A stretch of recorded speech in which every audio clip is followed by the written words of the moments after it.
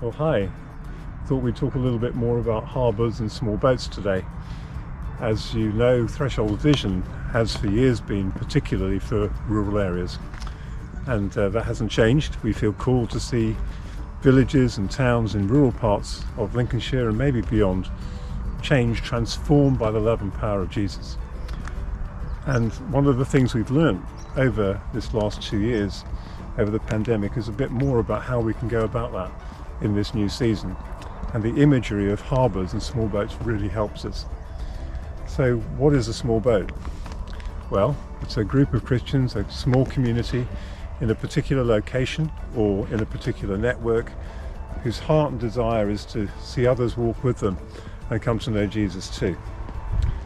So as we do life together in these smaller communities, it becomes our primary place of discipleship. It becomes the place where we do most of our Christian life. The boat is designed to fish from.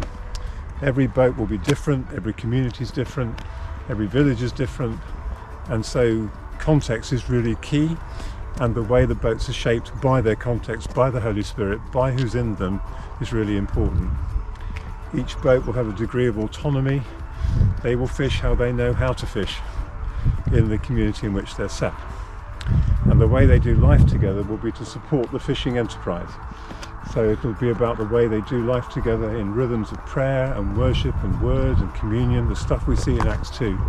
But the focus through all that will be to follow Jesus out into the deep places of the sea or the river, and to fish where he's asked you to fish and the way he's asked you to do it. It's really important that boats are connected to each other. We're in the same fleet, the same flotilla, use the same harbours, have the same vision and values.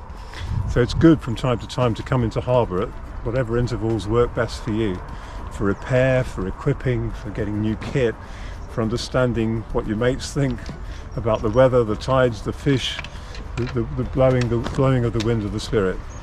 So we should see each other in harbour from time to time, and connect in partnership with people when we're out on the seas as well, if we need help from other boats. The important thing, I think, is to get into one.